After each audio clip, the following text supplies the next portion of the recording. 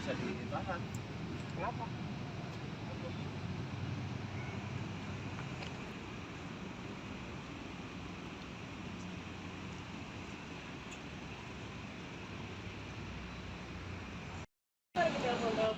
Udah pulang semua.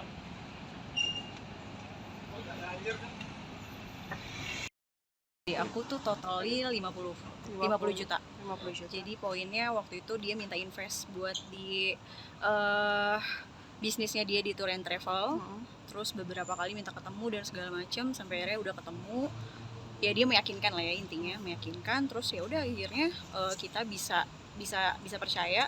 Ya udah sampai akhirnya ada transfer ke beliau 50 juta gitu. Terus ternyata kan tidak sesuai dengan janjinya gitu. Jadi setelah ditransfer harusnya itu kan progresnya dia bisnisnya jalan, terus tour and travelnya jalan, running dengan sekolah tersebut jalannya jalan, tapi ternyata nggak dibalikin uangnya. Jadi nggak ada uang yang masuk ke kita, nggak ada uang yang dibalikin sepeser pun.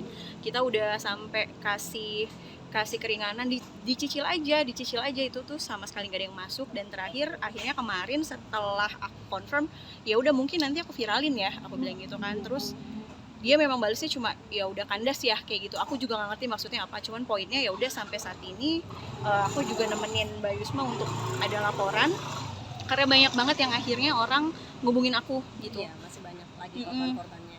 Masih banyak orang yang ngubungin aku, ya udah jadinya ya udah kayaknya memang mesti diproses sih gitu. Mbak chip in 50 juta, benefitnya apa sih Mbak ditawarin? Sebenarnya kalau buat benefitnya waktu itu hitung-hitungannya aku nggak terlalu inget ya, karena memang poinnya kita ada RAB-nya, ada hitungannya, memang ada keuntungan investor di situ. Dari situ sih itu aja yang memang RAB-nya memang ada waktu itu. Berapa persen keuntungan untuk investor? Berapa persen ya? Aku lupa deh Mbak berapa persennya, cuman poinnya memang ada RAB-nya.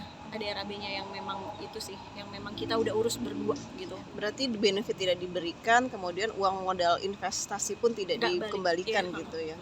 Ada berapa orang sih? Dia bilang gitu, dari aku 50, dari Mbak Yusma dari 100 sisa sekitar 70 lagi gitu. Dan itu pun waktu itu sempat dibayarkan karena kita sempat bawa ke Polres ini. Jadi buat perjanjian dia bayar akhirnya 30, selanjutnya dia katanya berniat untuk mencicil sampai bulan Januari katanya. Sampai saat ini dia tidak mau mencicil gitu. Itu tahun berapa sih?